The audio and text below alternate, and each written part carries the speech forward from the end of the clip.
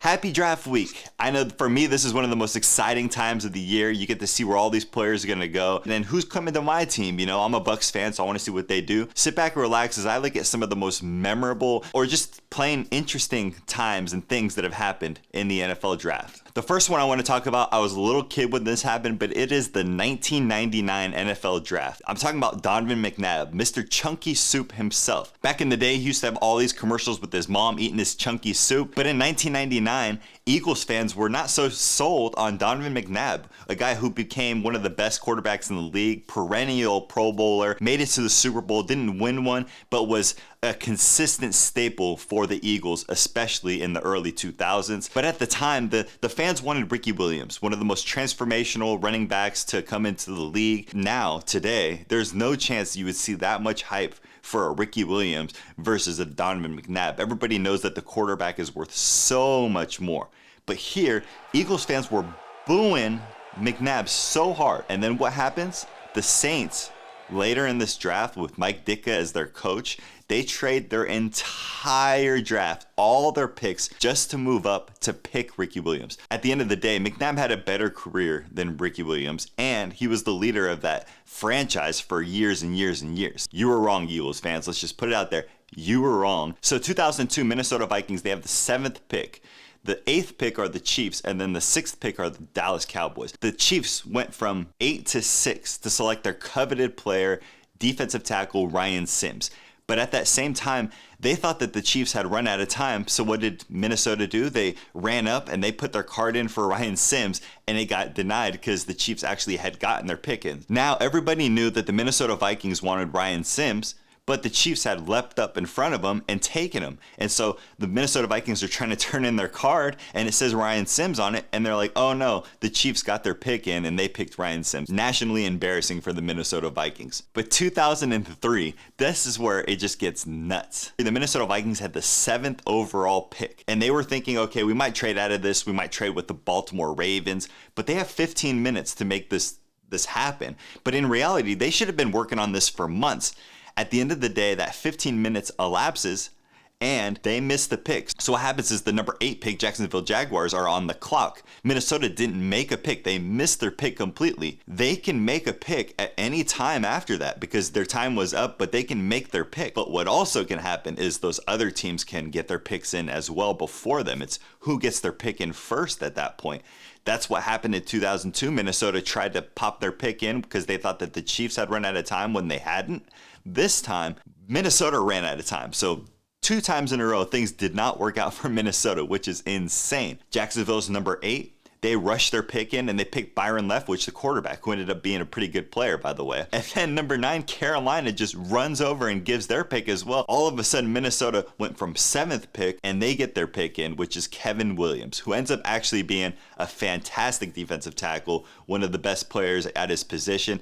And it all works out for Minnesota, but they just look dumb. I know it's been a long time, over 20 years, but if this happened today in the social media era where somebody missed their pick, heads would roll. There'd be people fired left and right. There would be no way that Twitter thumbs wouldn't be going crazy. Honestly, it just looked terrible for the Minnesota Vikings, but Kevin Williams was the right guy for that team at that time. I can't even imagine it. It just doesn't even make sense to me. That following year, 2004, this goes down as one of the most memorable moments in sports draft history. Everybody remembers this. Eli and Phillip Rivers trade of the century that really changed the quarterback market for the next 15 years. Will you be happy if the Chargers end up picking him on Saturday?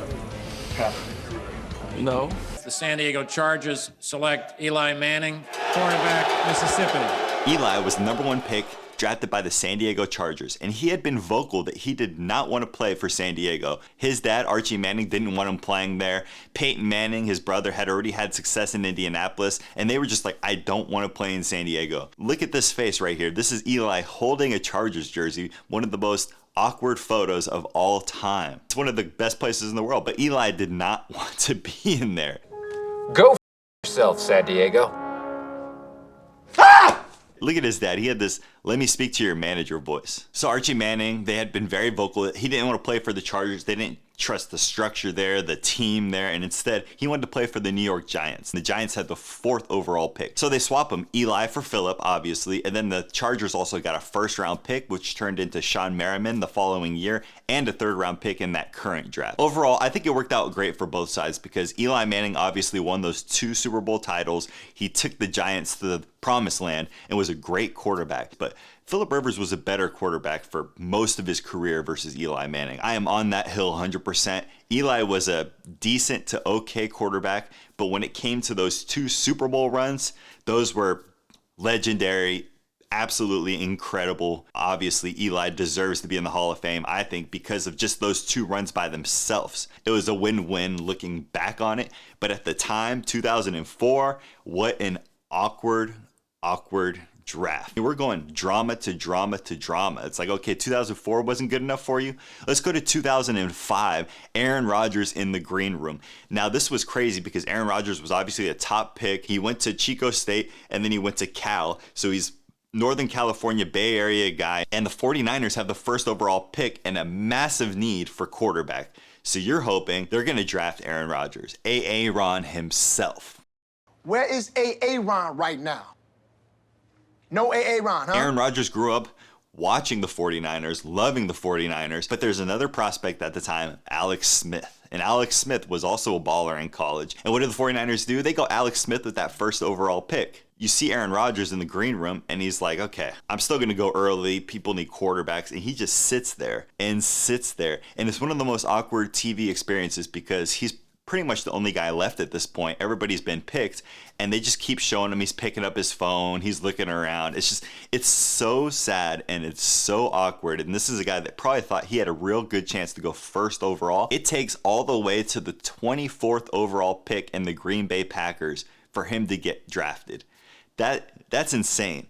And you're thinking, why would Green Bay take him? Because they have Brett Favre. He was at the top of his career. Almost exactly what happened to Aaron Rodgers later in his career when they picked Jordan Love. So it was kind of a funny, spin of the wheel, world goes round and round. And if you look at Aaron Rodgers' record versus the 49ers, his rival at this point, because they passed him up for Alex Smith, which at the end of the day, Aaron Rodgers ended up being a much better player than Alex Smith. So 49ers look bad, but they don't look that bad because Aaron Rodgers' regular season record against the 49ers is 6-3. He has the upper hand against the 49ers, right? Until you get to the playoffs, and some of the biggest losses and the most heartbreak in Aaron Rodgers' career is against the 49ers, where he is 0-4 against the 49ers in the playoffs. Before I reveal the last memorable moment, please subscribe. I really do appreciate it. It helps show me exactly what's working and what's not working on the channel. So, all right, the last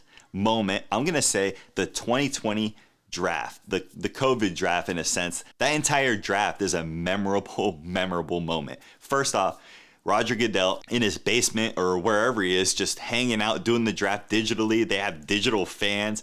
And he even brings in digital boos to represent what he does in the normal draft, where he just gets booed constantly. Oh, come on, guys. You can do better than that. Let's go. Now, I'm not the biggest fan of Roger Goodell by any means, but what I do enjoy when people do this, even if I'm not their biggest fan, is when people make fun of themselves, or in this sense aren't taking themselves too seriously and bring in the booing fans. I do respect that. You have Bill Belichick. He's drafting in the doghouse because he has this really old looking, looks like your grandpa's house when you grew up. It's exactly what you would imagine Bill Belichick to live in. And then when he's not drafting, then his dog pops up and is given picks as well. So I thought that was really funny to see this more human side of Bill Belichick, more than we really ever get to see. And then you have Mike Vrabel, the coach of the Tennessee Titans, and he's got a Frozone character, one of his family members, in the living room for no reason, really. And then the other thing is that he actually has one of his family members, they're taking a dump in the back because the reflection from the mirror, you can see him taking a dump. He probably had no clue. The camera people didn't even realize it for the longest time. Hilarious This is stuff that you only get in this weird digital type draft where people are in war rooms in some places and others are just taking it from the house with their family. And then one of the funniest things is here, CeeDee Lamb, he's got two phones, one where he's talking to coaches and GMs and things of that nature, and then he has another one on his thigh. And his girlfriend goes to pick up his phone, and what does CeeDee Lamb do? He grabs it from her right away. It was just like, wow, I can't believe we saw this on TV, just that awkward interaction. It was just embarrassing because it's like, whoop, let me get that right back. Let me just get it, whoop, nope. You would have thought he's a defensive player, not an offensive pass catcher. The 2020 draft was ridiculous. It was just something you'll never see it again. Overall, very, very memorable. All right, so those are some of the most memorable moments in draft history, to me at least. Let me know in the comments below what you thought are some of your most memorable moments. Maybe it's a player getting drafted to your team, or it's just a guy doing something crazy, or something that happened in the broadcast. Thank you for watching. I greatly appreciate it. Please check out my top 10 mock draft here, and I'll see you in the next one. Peace.